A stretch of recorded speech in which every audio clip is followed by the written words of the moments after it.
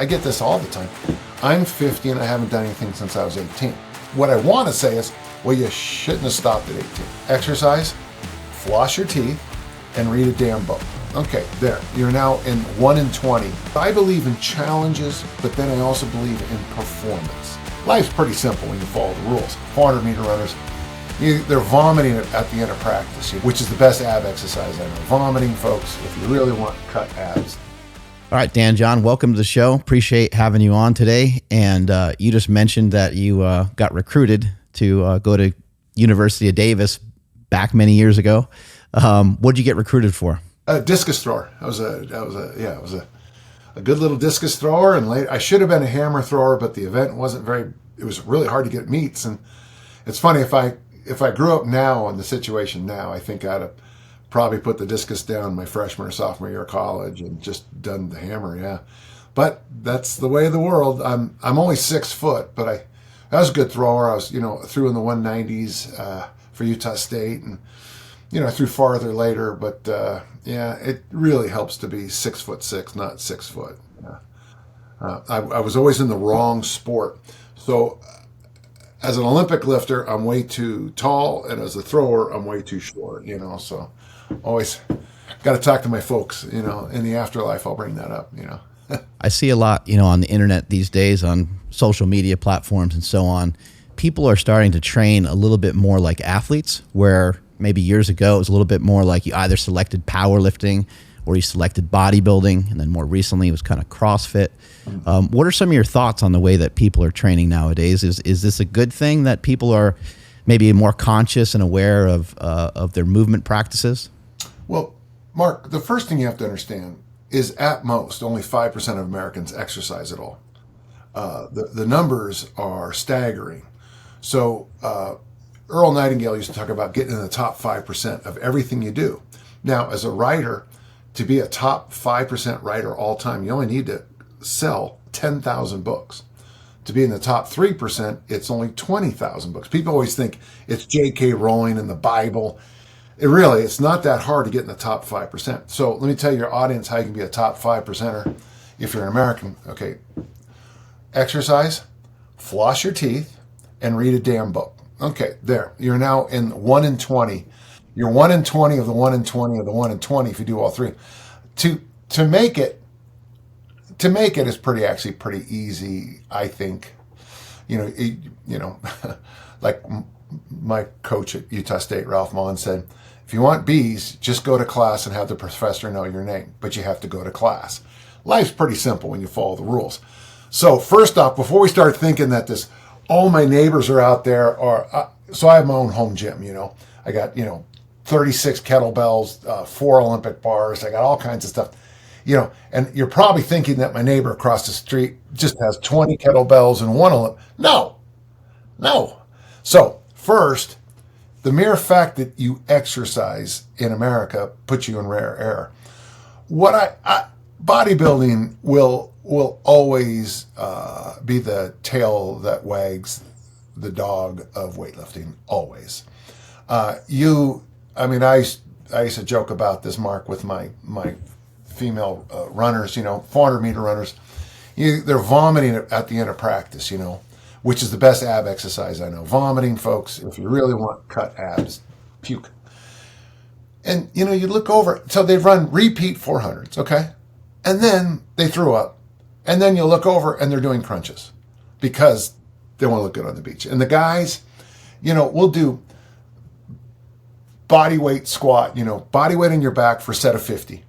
The guy can barely walk. 10 minutes later, they'll be doing concentration curls because they saw a picture. Bodybuilding will always dominate because, especially, in the ages we work on, basically, what would you say? 15 to 22, 23 is probably where most athletes in America live. And that's also peacock time. So, many of my athletes they'll tell you they want to play at a higher level or do this, but they want to look good on the beach, and they want a peacock. They want to look good for the females, the athletes. Yeah. So that's always going to dominate. Olympic lifting is a tremendous sport. I think this is my thought. I think up to about from about 17 to 34, 35, you probably should do some ballistic stuff. From 35 to about 55, that's where you really get, that's where you pay it forward for the rest of your life. You want to be everyday strong as you can be at those ages. So, folks, everyday strong is, you know, it's not, if you, I don't want to hear what you can do an 11-month prep for a thing. What can you do every day? And you want that everyday strong to be as high as you can across the line. And then once you hit 55, 56, now is the time to do bodybuilding and mobility work. And that I'm 68, so for me, you know, if you see me train now, I mean, I kind of do more like bodybuilding stuff, but I always, between every single set is mobility movement, the free movement around the joints. So that's how you should train. What I just said is how you should train. You should have a sporty, ballistic time of your life. You should lay down the seeds of strength. Asterisk, don't get fat. Okay, asterisk, don't forget that. Lay down strength in those kind of middle years, and then after, try to hold on to lean body mass and joint mobility and walking and fast twitch as long as you can for as you know. And what you kind of want to do is, we talked about this the other day. We had to put Erica's dog down, and one of my lifting buddies who was there with us said, you know, that's the way to do it. You know, live long, drop dead. You know, I'm please don't take me to the vet yet. I still have quality years ahead of me. Okay, just don't. Okay. So is that an okay answer? Makes sense to me. Yeah. I'm curious, Dan, on your YouTube channel, I see a lot of shorter workouts. I see a lot of kettlebell works also. Yeah. So you've been working with kettlebells for a very long time, and you mentioned that you're doing a lot of bodybuilding and mobility work now. So does the bell just like fit in with all of that? So what's your first name, by the way? Nsima. Nsima. Okay, so Nsima, to me, I'm just a carpenter, and the junk in my weight room are the tools. So, you know, if I'm Olympic lifting, you know, I'm not gonna, I don't know, have a, I don't know, a wooden stick with, you know, with some, you know, I don't know, some dirt, you know, on this. They're tools. So I like kettlebells a lot. The problem with kettlebells, and I like kettlebells a lot, but if you are the world champion kettlebell, and no matter what if you put your video online, you'll get 10,000 criticisms about what you're doing. It's like when the bodybuilder guys will put their body fat on. And what my favorite thing about bodybuilding guys on like social media, I just made, you know, on a DEXA scan, I'm 8% body fat. You know what the next 12 comments are? You look like you're 9.2 to me. You look like, so these are tools for me. So, and I you know, when people say kettlebells are a little culty, I'm usually like, no, they're not. But inside I'm going, yeah, I get it. I see what you're saying. I follow. So they just like, they're form police on everything when it comes to kettlebells is what you mean? Yeah. It's hurting me. It's hurting me to say it. So in a typical workout, I'll use a suspension trainer, an Olympic bar, kettlebells. I have hip thrust. I have 2 hip thrust machines in my garage. I do chin-ups, you know. So it's just the tools, and that's the key, my friend, okay? The toolkit. So kettlebells are an excellent tool. They're user friendly, you know. They're not as whoa. Like I have the 15 kilo bar, Olympic bar, you know, sometimes called the women's bar. As friendly as that looks, it's still more daunting if you follow. Okay. The other thing too is the kettlebell gives you can do like the goblet squat and the single side presses. So those in some ways can be, and I'm gonna say better, but I mean, you understand what I meant. That is often a better tool to bring someone in than, I don't know. It's a good tool, and I like it. But I'll be honest with you, I'm a master kettlebell instructor, but I teach more people the hip thrust now than the kettlebell swing, because I can teach you the hip thrust, and honestly, if it takes you more than a minute, that's on you, not me. You know. And the kettlebell swing, it just takes longer. And to learn to hinge and learn to plank ballistically just takes longer. Whereas if I'm using bands like Dynamics, the big blue and green bands, and you do a hip thrust, I don't have to tell you to squeeze your glutes or something like that. The system teaches you. Is that okay? You mentioned in an interview that you give people large rocks, and they don't go to smaller rocks. They don't go to medium rocks. They go right to sand. What did you mean by that? Oh, it's a really overdone cliche in 2025, but the professor gets in front of the room and he has a jar, a glass jar, and he puts big rocks in there and he says, is the jar full? And all the students go, yes, professor, the jar is full. Then he takes some medium rocks and he sticks them in there. And then, is the jar now full? Yes. Then he takes small rocks and he adds it. And then he adds sand to it. And then he adds water or whatever to it. So the big rocks in our world are, and this is the ones I use, push, pull, hinge, squat, loaded carry. Those are the big rocks. And whether you're a power lifter, Olympic lifter, discus thrower, American football player, human person, push, pull, hinge, squat, loaded carry are going to be the biggest bang for the buck. Another cliche. There you go. I'm on a roll on cliches right now. So those are the big rocks. Okay. The big rocks. It's funny. Lyle McDonald, he has a new book on, I think it's called, it's how to use GLP-1 drugs and train. And I love the book. And he always writes down, when he talks about nutrition, he always starts with air. Because if you don't have air, the rest of your workout, you got about 6, 7, 8 minutes before the workout really doesn't matter. Air, water, protein, and then I throw in fruit. Okay. But you could also put veggies right there too, So those to me are the big rocks of nutrition. So air, let's push that one to the side. Water, okay, we all know it. Protein, if you're in my world, for sure. Fruit, you could probably survive on those 4. I wouldn't say, it might not be a perfect life, but you'd be fine. And then add veggies. Okay, those are the big rocks. Someone raises their hand. So Dan, on your macros, oh God, the other one too is how many calories a day? How many calories a day should I eat?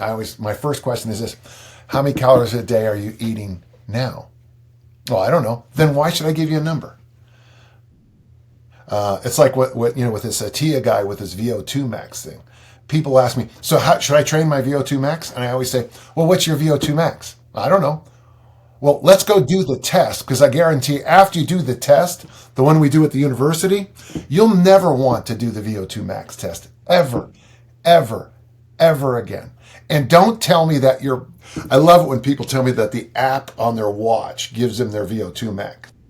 No, your vomit on the side of the treadmill tells me your VO2 max. When the first words out of your mouth are F you, that's your VO2 max. 25 minutes later, yeah.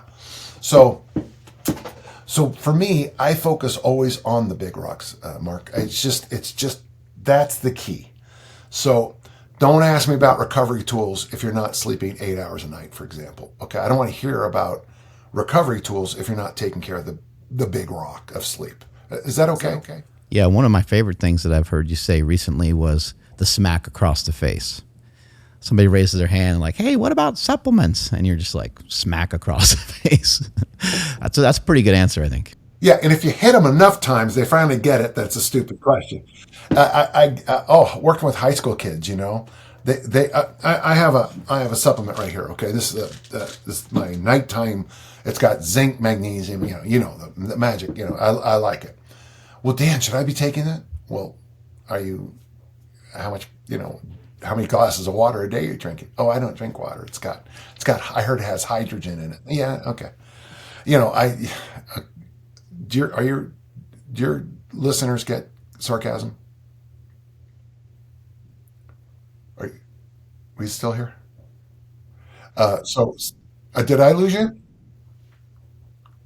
Did we lose each other? Just for a split second there. Yeah, we didn't hear what you said. Oh, I was going to say, when I ask people if they drink water and they say, no, it has hydrogen in it, And okay, I don't know if your audience catches sarcasm, but I think that's hilarious. The point being is that people always fight me. And do you guys go to parties and people ask you fitness questions? Does that happen? Sure. But do they ever, I mean, and they always push back on things, right? Yeah. Right. Yeah. They ask you a question, then they have the answer, right? Yeah. So, okay. So I'm 68. I'm in still Olympic lifting. I'm in relatively good shape. I feel good.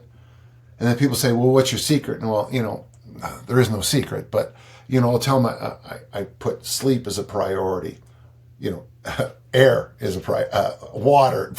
I drink water. You know what I mean? I'll tell them all these things, but every single thing, well, there's no way I could do that. Okay. I walk 10,000 steps a day. No way I could do that. Okay. I lift 3 days a week, 2 days a week. There's no way I could do that. And then they'll tell you about some idiotic TV show that they binge watched.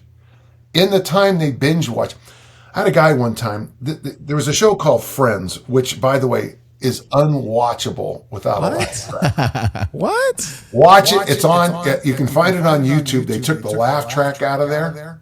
It's unwatchable. Yeah. Okay, You need the Joey laugh wants a sandwich. You need the laugh track. Yeah, you have to because it's not funny. After Friends was over, there was a show called Joey. And I was at a party one time, and the guy was talking about watching all the episodes of Joey, and I thought, you have the time to watch Joey, but you can't get in 3,000 steps a day. So that's always my frustration. Okay. One thing I'm curious about is you mentioned kind of how training changes over time. You mentioned the period of time where you're training more ballistic stuff. I think you mentioned 17 to 34 or something like that. Yeah, something like that. Yeah. But a lot of people, want to, let's say that they weren't even paying attention to that. They weren't doing any type of jumping. They weren't doing any type of explosibility. They try to run kind of fast when they're 35 and they're like, oh God, right? I noticed that a lot of people that listen to this show are now trying to get those abilities back.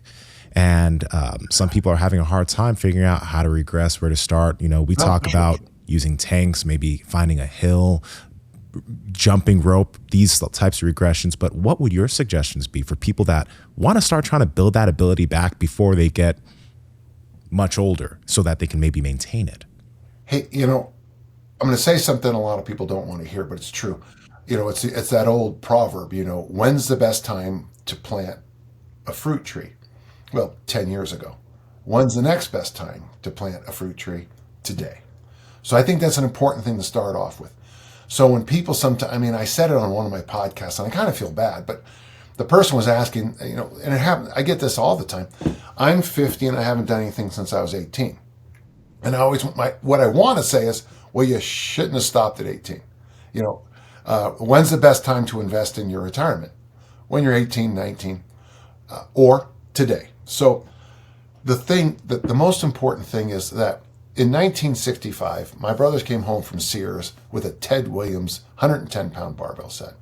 And I fell in love with progressive resistance exercise, and I still love it to this day. The mistake I think would happen sometimes, and this happens with your listeners, my listeners, and people who come to my gym, they forget that progression is a system. The problem with being a strength coach is people always think I'm just going to say load.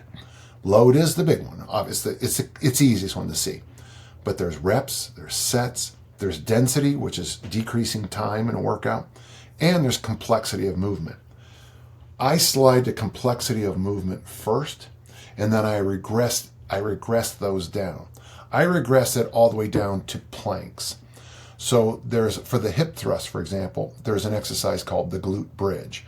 And it's where you're on your back, and you raise your hips as close to the ceiling as you can. You squeeze your butt cheeks tight. I then engage your ab wall, and I teach you that top. It's also a vertical. Can you see this? Okay. So it's this position here. You can do it with a band from the ceiling. You pull it down, and you get that whole body tension. I start there with almost every client because most clients don't even know how to have whole body tension. So you can do the push-up position plank. You can do the standard plank. You can do the vertical plank. You can have someone stand and just literally just push him on the side to teach him to firm up. The goblet squat is a moving plank. The front squat and the overhead squat are moving planks. But to get someone up to an overhead squat, which is, by the way, I think a wonderful assessment is the overhead squat, because it challenges all your mobility and all your flexibility and all your ability to hold as you move. The suitcase carry is another one. Do you guys know the suitcase carry? Mm-hmm. Who invented it? I don't know who invented it. Oh, really? Yeah, who invented the goblet squat? Nah, don't say you. You. Go Google it. Damn, that's awesome, man. Yeah, I was struggling to teach kids how to do these lifts, but you'll notice a lot of the stuff I invent are really low end regressions, because every time I work with another client or another kind of client, I had to go, ooh, when you're working with Division I athletes, that's how I first started as a strength coach. I'd say, okay, we're gonna squat today. Okay, coach, do you want me, what 700, is that good enough start? Because it's off season, I'm not strong yet. I'm joking. And then when you start work with normal population, okay, we're gonna squat. What's the squat? Okay, and follow up. I heard squats hurt your knees, deadlifts hurt your back, bench press hurts your shoulders. Walking is dangerous because you can get hit by a bus or an airplane. Can't swim in the ocean because of sharks. You can't swim in lakes because of crocodiles. And do you guys get the same pushback I do? Nowadays, especially on deadlifts, you see a lot of that everywhere. So yeah. So for me, we need corrections and regressions all the way back down. And when please, folks, I'm not saying this isn't moral theology. The clean and jerk is not a better thing it's not gooder than the plank. All right, Mark, you're getting leaner and leaner, but you always enjoy the food you're eating. So how you doing it? I got a secret, man. It's called Good Life Protein.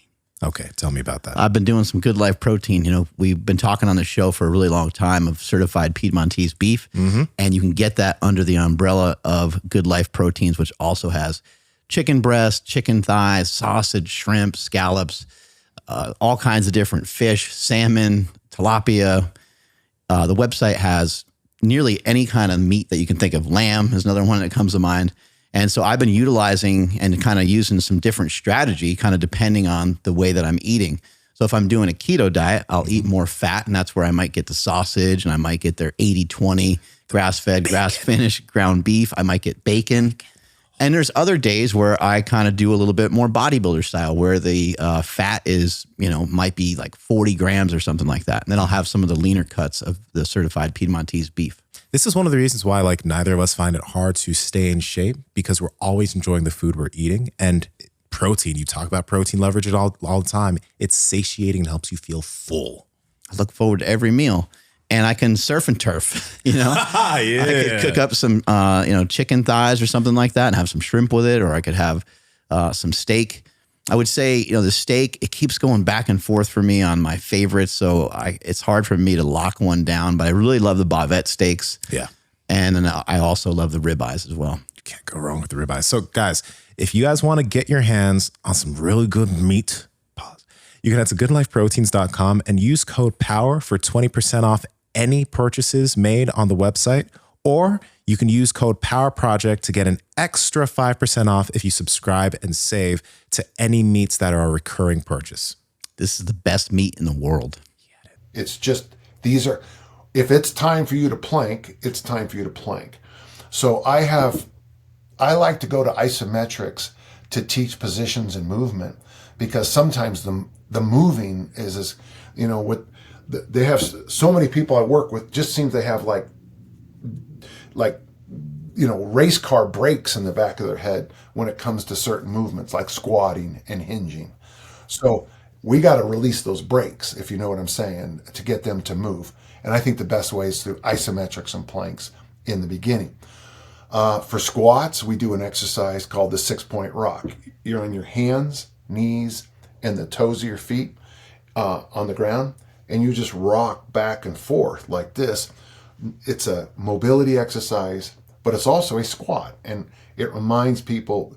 It's interesting. I had a granddaughter born on Monday, and I had another one born in August. Elowen, who was born in August, she's now up on her hands and her knees, and she's starting to rock as she prepares herself to crawl. And it's good to watch that as a strength coach, because you have to remind yourself that, yeah, first we walk and then we crawl. And by the way, in my system, the bear crawl is a member of the squat family. So when I teach, if I have somebody who can't squat, we can get the squat reps in doing the bear crawl. So did I answer your question? So I'm a big believer in regressions and corrections.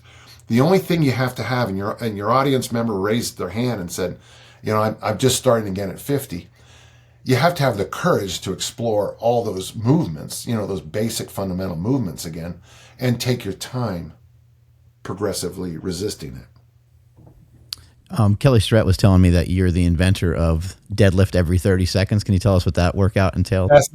That's my brother. Your brother created that. Yeah, my brother did that. When Sounds he turned deadly. 61, he deadlifted 315 every 30 seconds for half an hour. Yeah, my family's a little competitive. What's funny is that Jim Wendler talked about. So my brother Gary does 531, and one of Wendler's listeners sent it. He goes, Dan John's brother follows your program, and Wendler made a funny comment about, well, yeah, because they're brothers. They're not going to listen to each other. So that's my brother, yeah. And, I'm sure he did it on his 61st birthday. He got 61 reps in 30 minutes on his 61st. And the mistake people make, and I hope everyone can hear this, is I believe in challenges, but then I also believe in performance. So a challenge is something, and you both know what I'm talking about here. It's like, if I can do, it doesn't matter. Say a lift, say a thing. If it's stupid enough, we're going to challenge each other to it, right? It's not a competition. You're not going to get an Olympic gold medal. You're not going to win world championships. But it's a little test you put on yourself. And when you get it, you have this thing called satisfaction. And a good friend of mine, Mick Jagger, told me he doesn't get any. Right, little humor. Sorry. That's stupid. But when you finish a challenge, yay for me. Personally, whether or not you really, who cares? But it's fun. But performance is when you're in an organized sport, someone says your name, you step on the platform, you step into the ring, you step onto the pitch, the court, the field, okay? And I think what happened in fitness is challenges sprinted past performance. When I'm in New York, I get a chance to spend a lot of time with people who are actual stars on Broadway. We're talking about their name and their pictures on the theater. And I spend time with the dancers. And it's wonderful to talk to musicians and dancers and singers about performance, because they literally have the same things we have. Like if you're a power lifter, Olympic lifter, they say your name and you got to go. And it is, but with a challenge, we're going to do give me something stupid you've done. Give one of you. Do you ever squatted your body weight for 50? No. Never tried it. It's a lot of fun. Trust me on this one. So you squat your body weight for 50 reps. All right. We're all going to do it on Saturday. Well, you can't make it Saturday, so you show up on Monday and do it. That's a challenge. Performance is you just lost a national championship because you didn't show up. Make sense? And I think challenges got way overblown at the start of the millennium. We can blame the workout that shall not be named. We can just blame the internet because everyone was trying to one-up each other. But it was very much like middle school. Honestly, who cares how many pull-ups you can do? Or burpees.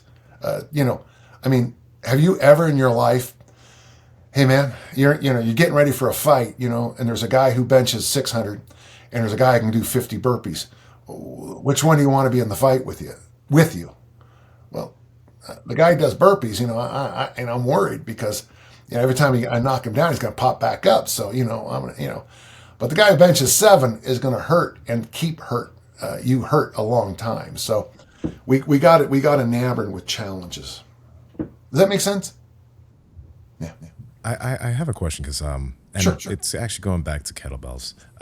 I know the kettlebell community is very strict on form, but one thing is I found the kettlebell to be a really amazing tool as a strength endurance tool, as a tool to like move through space with load. I like doing a lot of kettlebell flow stuff along with the traditional stuff. Yeah. I think one thing that really makes people start the kettlebell, then they immediately put it away is they get a trigger in their lower back. A lot of people I've seen here, they're like, I tried working with kettlebells and bam, bam, my lower back, right? It's because you're not taught how to hinge. Of course, and that's exactly so. So here's how I explain it. In fact, if you don't mind. So last night, you might not remember this, but Mark and I were out drinking last night. And so he said, is it true that that I can drink a bottle of Jack Daniels? And I said, sure.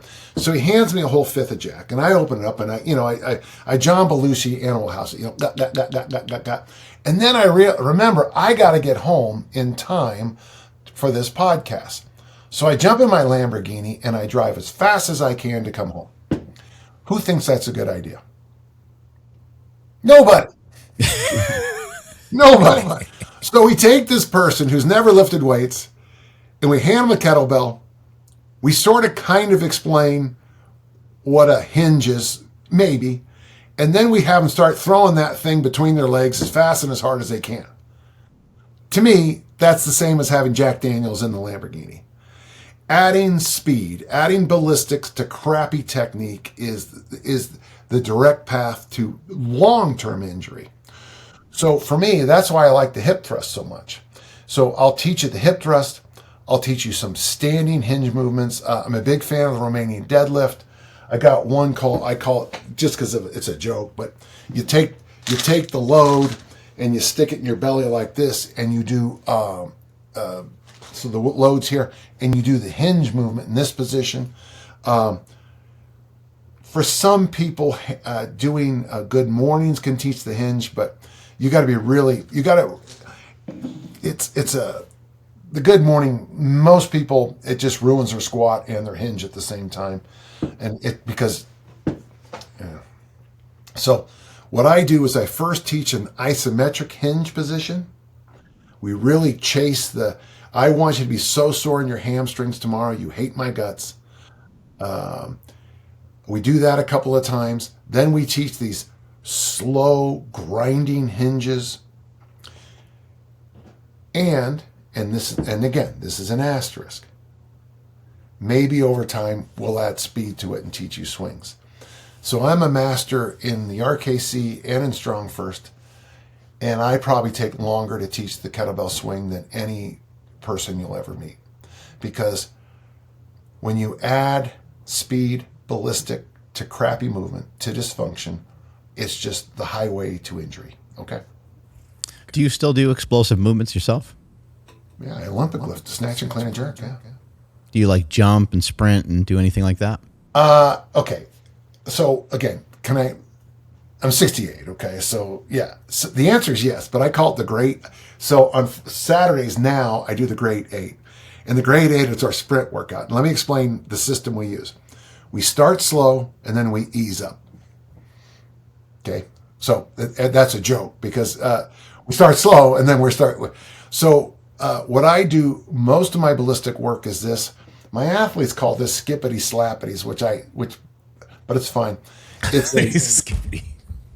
So it's a bounding exercise or a high knee exercise where on every rep, my right hand slaps my left knee and my left hand slaps my right. So you kind of bound like this, and it's really good for the brain. It's really good for the brain. It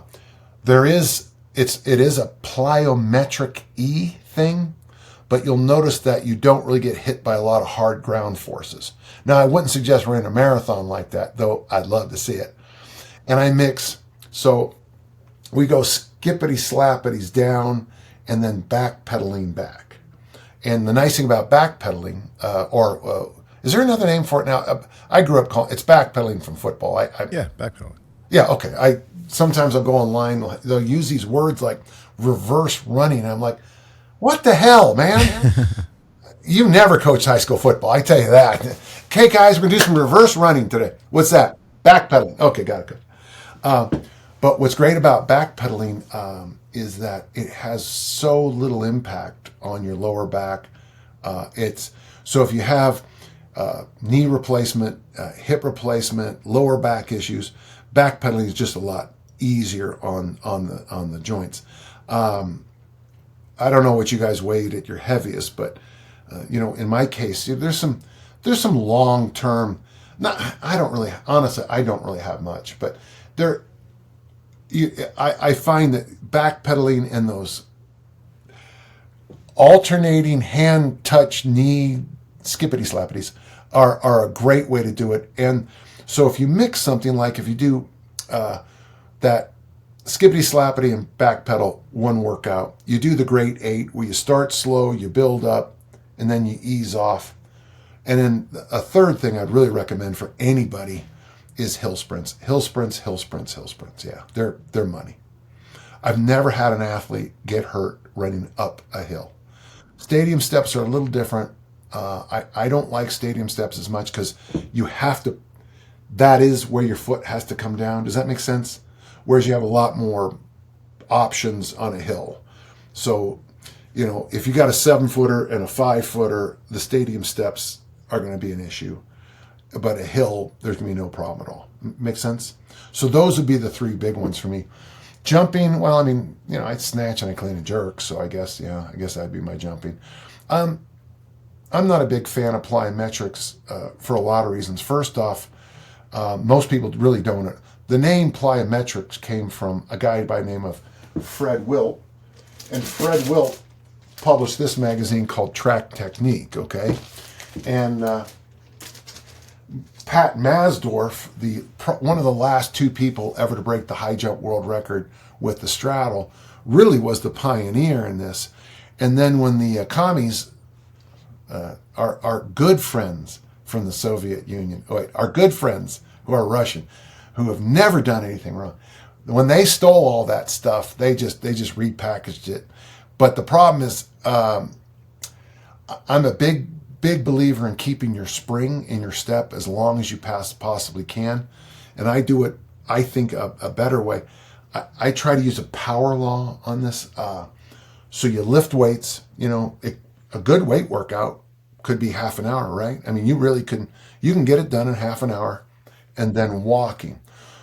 So at least 3 days a week, I would have you lift weights and walk, 10,000 steps a day, hard half an hour, 10,000 steps, however it works out. And then we would sprinkle in over time these additional things. And it has to be dosed very smartly, because if you have someone who's, if you have somebody who weighs 275, whose lean body mass is 140, and you have them doing plyometrics, that's just not going to be helpful. It's the joints, it's like putting on a massive weight vest and, doing a depth jumps, So I hope I'm being clear on this. Absolutely. On the note of plyometrics, not everyone can, but progressing small hops into being able to do something like light jump ropes and just keeping their thoughts on that. Oh, that's depending fun. on the person. Yeah. The downside of doing something like, jumping rope is that, first it's a skill, but it's nice because it's a self-limiting skill. I don't have to tell someone they screwed up on a jump rope, right? It's like walking on a balance beam. If they fall off, I don't have to say, hey, you fell off. Hey, I'm your trainer. Give me $1. You fell off. With jump roping, it's self-limiting, The downside is it's brutal on the calves. So you really have to take your time. We're getting back to this 45, 50-year-old person who wants to train again, right? Yeah, you throw them in a jump rope and you might never see them again because they can't walk for 2 weeks. So you always have to be, I like the word nudge a lot. So we want to nudge you in a better direction, okay? When you really get a chance to know your clients, and if they're honest with you, which is a phrase I've never actually heard, but because it's always like, Mark, did you do your homework? Yes, Dad, I did. Yes, of course you did. Well, show it to me. Well, not all of it. I didn't get everything done. Okay, what didn't you do? Well, any of it. So, yeah, okay. So when you work with clients and they say they're sleeping 9 hours every night, and they eat, my favorite other one now is, oh, yeah, I eat a clean diet. Yeah. How many bags of Tostitos is that a day in a clean diet, So you just got to remember with your clients, they're going to tell you things that aren't always true. So I try to nudge. So from the 5 hour sleep, let's nudge you slowly over time to the 8, 9. No glass. One of the things I do when I'm working with morbidly obese clients, the first month, this is it. I expect you to drink 2 glasses of water every day. That's the first month. I'm your accountability buddy, so I'll call you up at 8 o'clock at night, and I swear the phone goes like this: bring, bring, bring, bring, bring, bring, because they're drinking that second glass of water. Yep. And people say, well, why don't you do what all these online guys do? I'm going to get you. You're going to eat 1,200 calories a day. You're going to walk 17,000 steps a day. You're going to lift until you vomit. You're going to eat nothing but egg whites and cottage cheese, because nobody will do that. Nobody. 2 glasses of water. You've got to establish habits first. That no one's committed. 1 out of 20 people exercise. For someone to go from a 19 to a 1 is really hard. And you can disagree with me, but you'd be wrong. Seem to be a big fan of puking. You mentioned it many times. Do you think it's how important is that? How important is it to redline if you're trying to be an athlete and you're trying to really make some big improvements? It's not at all for most people. Not even a little bit. But I like what you said about that redline though.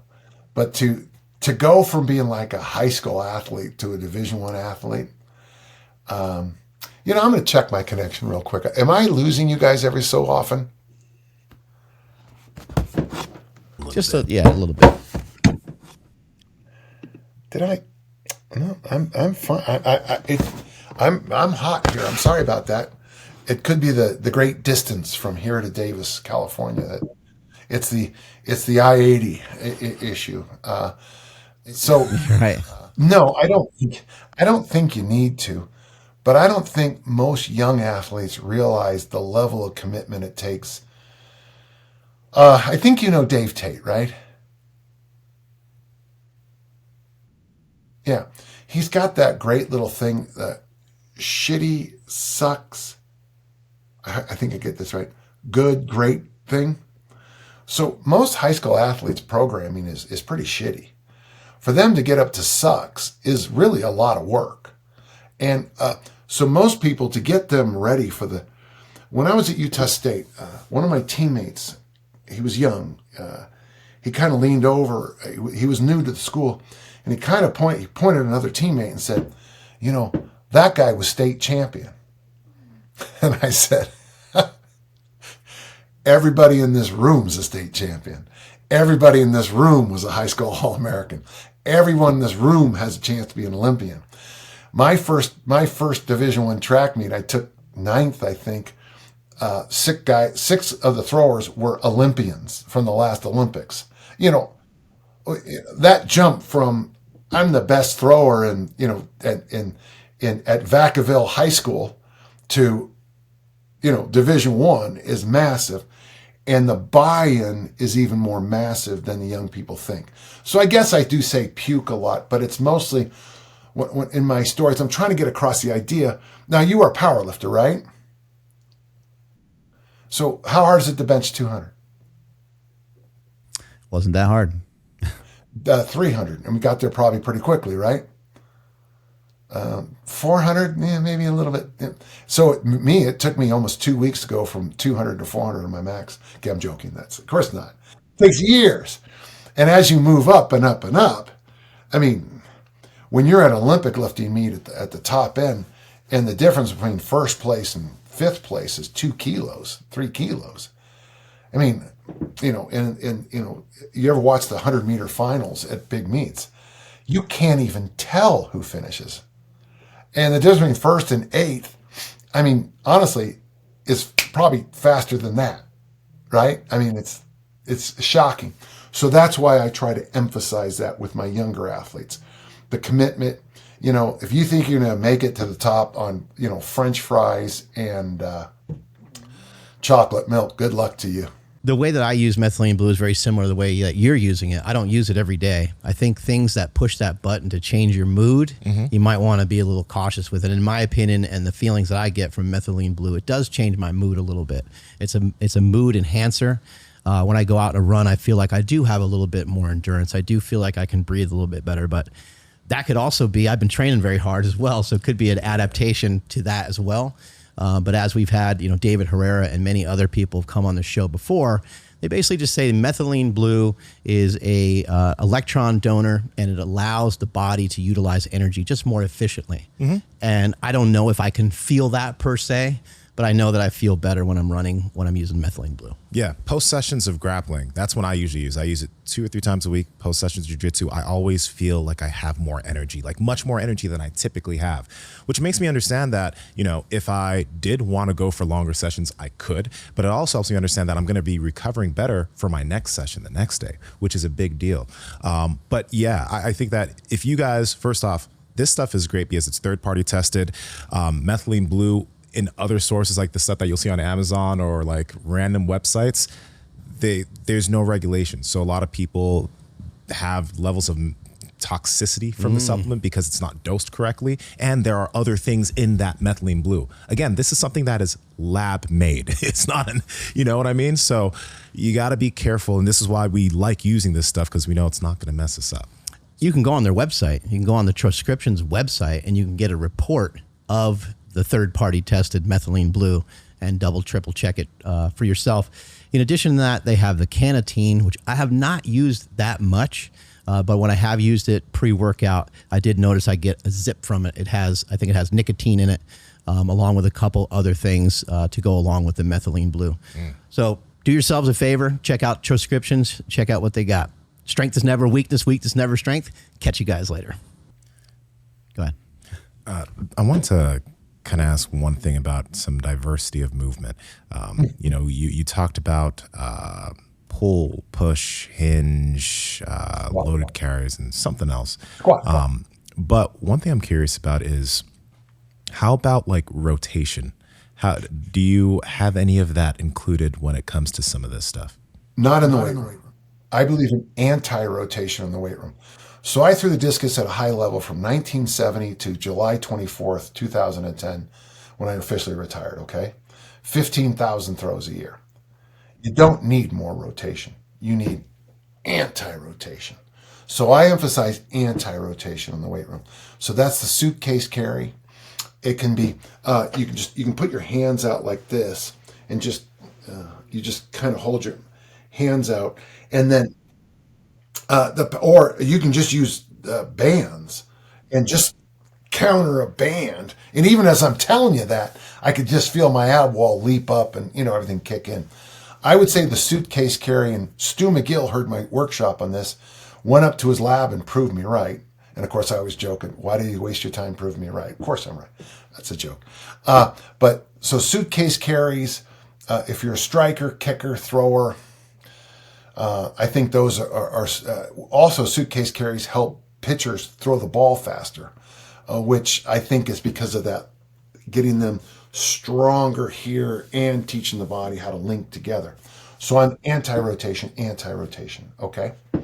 So for me, after planks, we go to the general barbell family, kettlebell family. Then the third column over in my system is the anti-rotation family. So that's the one-arm bench press. You guys ever do one-arm bench press with the free offhand? Not locked in, but free. it is a true throwing exercise. The one arm press, the one arm bench, if you can get it done correctly, a one arm row. That's the one thing I like suspension trainers for, is if I'm doing a one arm row and one side kind of hitches up and the other side is smooth, right there we can see that asymmetry. But interesting, the way I test asymmetries I work on anti-rotation for the squat now, is the bear crawl and the bear hug. Do you guys know bear hug? You got a 150-pound bag and you carry it like this, or just your partner, your teammate. Yeah. And then for hinges, I find and train asymmetries real simple, but you take 2 broomsticks and you put your hands in the middle of them and run hill sprints with those. You will see within 2 or 3 reps if the athlete will know too, because if they're hitting themselves in the face with the stick, they'd better figure out they're asymmetrical. And after 3, if they hit themselves in the face 3 times, you really probably don't want them playing any sport for you, because if they don't figure out getting hit in the face with the stick is a bad thing on the 3rd time. Asymmetries are best taught with the carries, though. The waiter walk, where you hold the weight here, the rack carry with the weight here, and then the suitcase carry, which I think is the best. Okay. For suitcase, oh, go ahead. Go ahead. No, you go ahead. I was going to say for suitcase carry, can you tell us a little bit of specifics on that? Like, what kind of weight should somebody use? Like, or what should somebody work up to, and distance maybe? Yeah. So for me, I believe that every loaded carry workout should vary in load and distance. But let me just give you some ideas. I think for most of the males in your audience, probably can start with 50 to 85 pounds in that kind of range. It's first. Getting much over 100, 120, you'll notice it turns into more of a side bend walk. The key to it is this. Every step, the rules change on the suitcase carry. So as you walk, if the weight's in my right hand, when I step forward with my right hand, the offside has to make all these decisions about staying tall. When I come forward on my left leg, the same thing has to happen again. So literally every step is a new set of communications from up here to the system to stay tall. So I would suggest, if we use 20 meters, 66 feet is kind of our standard for everything. But loops of 20 meters are pretty good. Down with the left hand, back with the right. Down, left, back, right. If you go lighter, you can go longer, which has value. The only thing is, once you start to see the walk turn into a, leaning tower of Pisa, then maybe that's when you need to, lighten the load. And interesting thing about loaded carries, much like the snatch and the Olympic lifts, there are days it just doesn't go. It's just, now you're a power lifter, but are there days, what would be the lift that some days it just didn't go? Which of the lifts would have been that one? It'd be usually deadlift. Oh, okay. Yeah, because of the huge nervous energy it takes to deadlift. Okay. So weirdly, because you're asking your body to do so many things on every step, the suitcase carry, you might do it like Monday, you do it, I don't know, let's say 100 pounds and you went 28 miles, okay? Because you're still washed out Friday, you might go, whoa, and that's actually a good sign of what's going on inside. You're adapting, yeah. Dan, an add-on to that quick question about the rotation was, how about the person that's like in their 50s that doesn't have a sport that has rotation? Because, if you're a field athlete running around, generally by sprinting, that's inherently a rotational type of movement, right? So how about the people who don't have that outside of it? I would see if we're talking, okay, untrained is a person who's never done any training at all when they come to you. D-trained, now that would be so a D-trained person is and you always know, because they always have a story about everything. They benched 400 in high school. They ran a 4.240, and the reason they didn't make they could throw a ball quarter this mile. ain't working the same way as it used to. Yeah, and and they're on the women's side they'll talk about being a high school cheerleader or something like that, and it's like that was 3 kids and 90 pounds ago. Things change. I think you're referring to detrained people. And on detrained, I would stay even slower in some ways. I would stay with those suitcase carries a lot longer. That one arm overhead press probably a lot longer, and doing the single arm rowing motions, and not worry so much about rotation for a long time till they start to get everything start to sing up again. Okay. Now the amount of rotation you need as a normal American anyway is limited. Now someone's going to say, well, what happens when there's something spills on the ground? I got to pick it up. Well, deadlifts, cleans, picking things up off the ground you should be picking things up off the ground, not hinging and twisting at the same time. So it's not that I'm against all of it. I'm just against all of it. That's all. What's the deal with some of your numbers? You got like 235, 552. What do some of these numbers mean? Oh, where are you? Where are you looking? You had in an interview. You were talking about 552. With kettlebells especially, because kettlebells tend to be a fixed weight. A 24 kilo bells is 53 pounds. Okay, and maybe that's all you have. So you can't train in the traditional way. You got to nudge up the numbers. So a common one I'll teach, we're going to do single presses overhead. So set of 2 here, set of 2 here, set of 3 here, set of 3 here. Now the set of 5, you've pre-fatigued a little bit with the 2 and the 3, the 5, and then if you can, we jump to the 10. How much rest? Well, less between the 10 and the 2 and the 3, a little bit more between the 3 and the 5, and maybe a little more between the 5 and the 10. So I use ladders, the number ladders. In a conditioning workout, they regress. We would go 10, 9, 8, 7, 6, 5, 4, 3, 2, 1. In a strength workout, we would go up 2, 3, 5, 1, 2, 3. And then with kettlebells and ladders, you tend to wave through that. So if you can press the 24 and you're trying to get up to, say, the 32 kilo bell, you might go with the 24, 235, 235, 235, 235. 2 or 3 workouts later, you can't do the 32 for 5, so we'll have you do the 32 for 2, drop to the 24, 35, 32 for 2, 35. Couple workouts later, 2, 3 with the 32, 5 with the 24. And then, so we're always nudging upwards and forward. Is that it? And then on a conditioning workout, like I have this one called the Humane Burpee, it's 15 swings, 5 goblet squats, 5 push-ups, 15 swings, 4 goblet squats, 4 push-ups, 15 3 3, 15 2 2, 15 1 1. And what's good is on your mind, that first set was the hardest one, it eases off. Now, it's not true, it still sucks, but it's easing off mentally.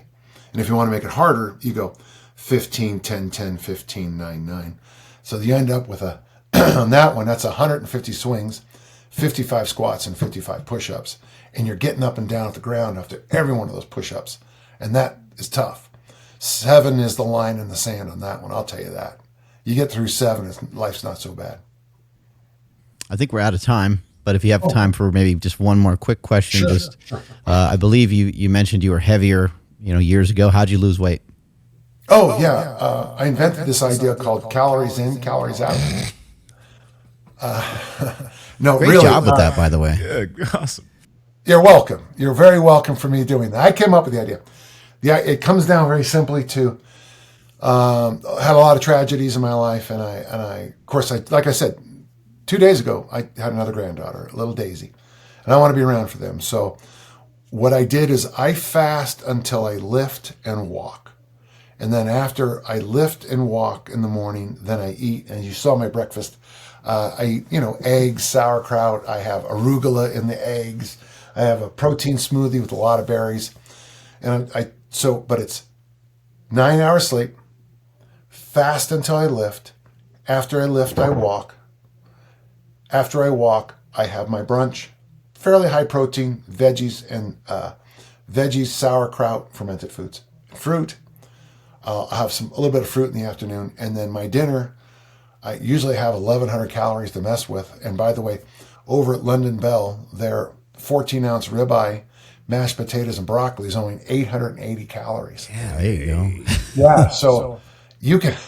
I'll be out with people and they say, "You understand you're dieting?" I'm eating a ribeye, and I'm piling in. Yeah, I am, but you can't be eating Fritos and Tostitos and McDonald's fries and then pull that stuff off. So you have to. So it comes down to Kiko, calories in, calories out, but then lift followed by walk, and then I'm begging you, sleep. Thank you so much for your time today. Where can people find you? DanJohnUniversity.com. And then over on Instagram, I'm at Coach Dan John. And then if you really want to find me, this is where I live right here. So you can just come here. And you have a great YouTube You guys are wonderful. Do you guys want to do this again when I got more time sometime? Absolutely. 100%. Yeah, I really enjoyed it. And I looked your work up, and you're an impressive guy, man. Thank you. I appreciate that. Yeah. And nice to meet you too. Yeah. Nice to meet you, sir. Great. Have a great rest of your day. Okay. Talk soon. Talk to you later. Really great stuff there. Yeah. It's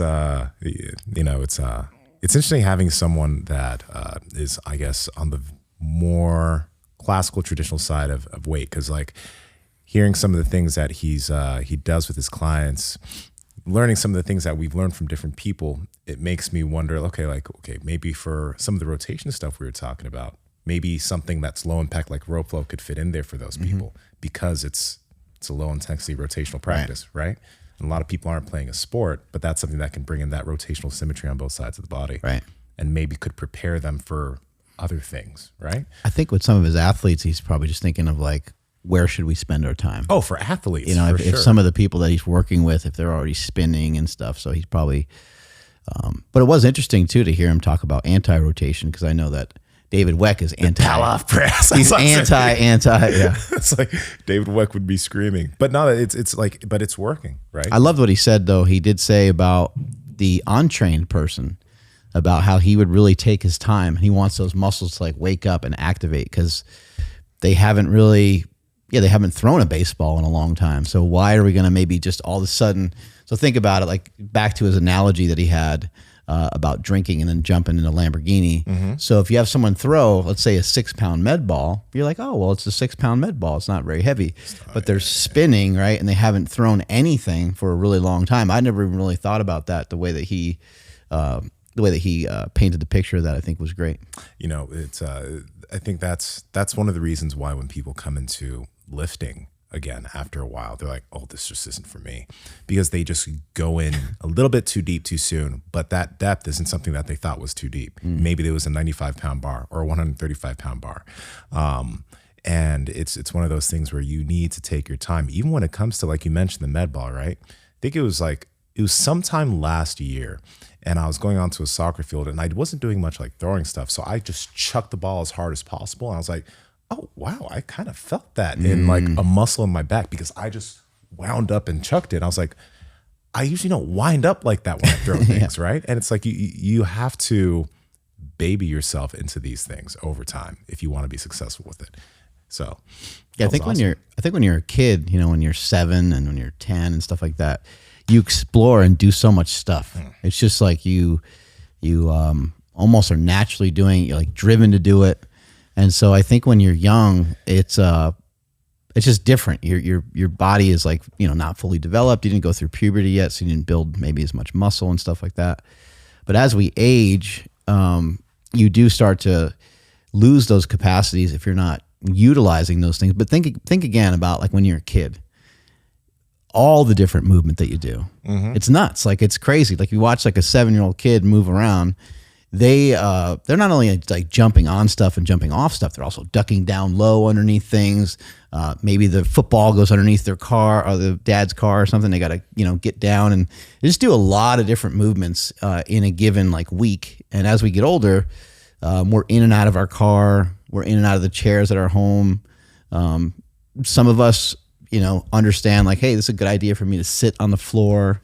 It's it's a good idea for me to, take some time while I'm watching TV to maybe do a little bit of mobility stuff. But we have to like almost go out of our way. Whereas a kid, it's like baked into everything that they're doing. That's why, like, for example, in the Stronger Human community, we have like monthly challenges.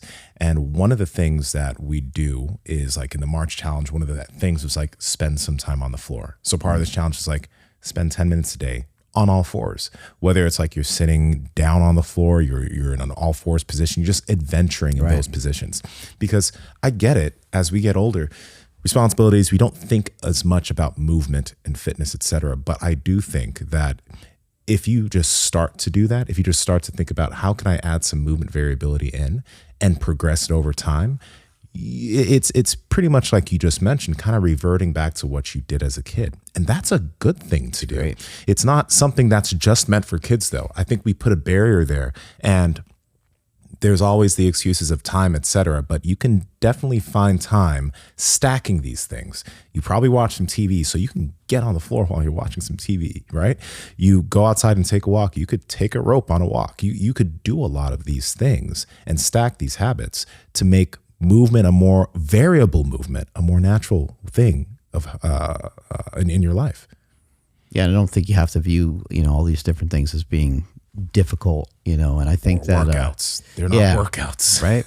Yeah, trying to identify everything as a workout all the time.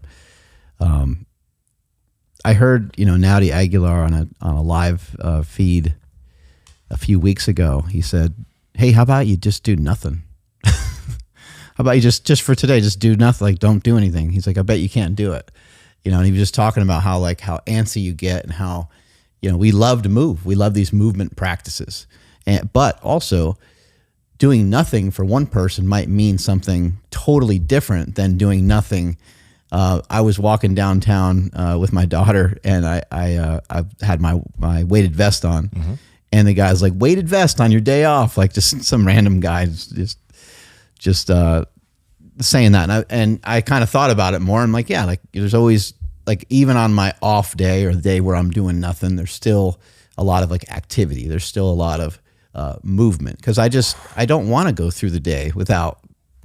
I don't want to. Yeah, but that's the thing. Even what you just mentioned right there, you take your weighted vest. 15 pounds, not heavy, but like there's a bit of that's a extra small stress on your structure over a long walk. That adds up. Yeah, it does. Yeah, and it's an easy addition for anybody, no matter how busy they think they are. Anybody can do that, right? So. Yeah, this was a good conversation. I hope we were able to talk to Dan more. We got to get him in person. He's too funny. Yeah, I want us to do some stuff with mess each around. other. Yeah, and I want us to do some stuff with each other, because Dan has been in space forever. But maybe he doesn't pay attention to a lot of like, I don't want to say newer stuff, because all of this stuff has been here forever, but more of the non-traditional stuff. I think maybe I would like to get his viewpoint on some of it and see what he thinks. If he thinks it's ridiculous, if he thinks it's useful. He's the antithesis of a real coach, because real coaches don't even really almost know what's going on. In the outside, he's in the trenches, because he's working every day, working his ass off. And before that, he was an athlete, and it sounded like he continued to throw the discus for a really long time. And what did he say, like 190 feet or something? Some ridiculous. But Dan has a great real YouTube channel. Everyone should go check out his YouTube, because he's constantly putting out like different workouts that he does and workouts that he gives to his clients, and he literally does those workouts so you can see how they're done, right? And he's really good with the kettlebell. The kettlebell community is kind of shitty when it comes to that. Everyone's like, "Oh, you're clean as." They're sticklers. But he has a great YouTube. Everybody gets super emotional about how you lift the kettlebell. Yeah, well, that's important. That shit can mess people up if they do it wrong. But yeah. That timeline was interesting about Hi, I'm Dan John. About how he said, doing certain activities for certain parts of your life. Yeah. I think that was really cool. And obviously, everyone's going to be a little different on that, because people are going to have different goals. Like a lot of my stuff is like in reverse. But I think you're going to see more and more stuff come out about explosive movements, ballistic movements. Not really necessarily just like plyometrics, as he was talking about, but you're going to see more. People are going to start to understand that speed and explosiveness is a little bit more powerful than just strength. I think whenever someone's talking about strength training, they're almost always talking about some type of like bodybuilding type routine. Yes. Like when you see, Rhonda Patrick and Peter Itea and a lot of these people, and I know Peter Itea, I know all those people know more than just bodybuilding, but I'm saying that a lot of times when they're recommending stuff, they're talking about hypertrophy. They're talking about building some muscle. Yeah. Ryan, can you go to the YouTube channel I Am Longevity? Mark, have you seen this guy? I don't know if I have. I Am Longevity. I forget his name, but I think this would actually be a really cool guy to bring onto the show. Now, he's not like a doctor or anything, but he's a 60-something-year-old guy who sprints. You showed me this guy before, yeah. Yep. He sprints in a field all the time. Sprints in the field, jumps on one leg, pops down on the ground, comes He's up. fast. He talks a lot about like, and it's funny because he's like, VO2 max is a scam, Peter Attia debate me, all this type of stuff. And I think this guy has so much figured out, and I love his content because he's actually that age. I can talk as much as I want, but everyone's gonna know. And I gotta say, I'm 32, and you'll have to see how I look at 65. Right. But he's 60 something, and the stuff that he's doing is not common. And he's putting it into practice, and he's showing people how to progress it. I think he's a great channel, and hopefully at some point we can have a conversation with him. But he talks a lot about what you're talking about right now, keeping that explosive ability, keeping those fast twitch fibers going. He's all about that. I would say, I'm 48, which I don't really feel like is old, but it's older than 32, right?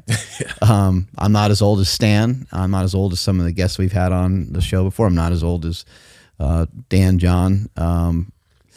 But I think that if you're not really willing to explore other movement, and you're somebody that is lifting frequently, and you're building muscle, you're building strength, you have tension, right? We know you need mechanical tension, right? Mm-hmm.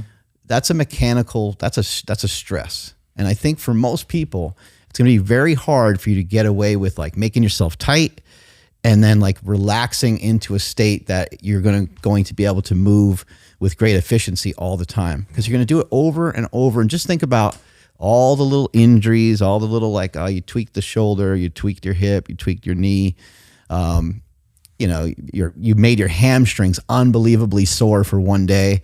We don't really know what the consequences of some of that might be. Making your legs so sore you can't get up and down stairs. Yeah. I mean, I'm sure you've done this too. Sitting on the toilet was tough. Even laying down for bed, you're like, oh man, am I going to be able to sleep? Like shit hurts. I remember how that felt. Yeah. Yeah. And you thought that was the way. But my point is, my point is, and we've seen bodybuilders that have mobility. We've seen bodybuilders that are very graceful. They move amazing, but that's because they're also practicing and participating in other stuff. Yes. They're either got some sort of movement practice, they're stretching, they're doing something. So I don't think anyone's going to get away with it. Even regardless of their genetics, I think at some point your body is just it's going to stay as tight as you feel and as sore as you feel. All that tension and all that weird stress that you have when you have severe DOMs, that's the way you're going to be kind of sludging around if you're not doing other stuff. That's my opinion. Now, if you don't do anything, that's a different story, because I know a lot of people who don't do hardly anything and they move great, and they might be able to move great forever because they're not putting that same tension on their body. But I think if you're someone bodybuilding, you're powerlifting, you're doing CrossFit, I think it's really in your best interest to, well, I guess CrossFit has some other stuff. It's really in your best interest to do shit that gets you to move in different ways. Yeah, agreed. I know we were trying to show Stan the rope, and he was he wasn't really happy, which just makes sense. He's unfamiliar to him. Probably feels awkward and weird. Absolutely. Using it, but I should sell it to him more and say, hey man, it's going to help your pickleball game. I know it will, man. I think it will. Because he was standing there pretty stiff. A little bit.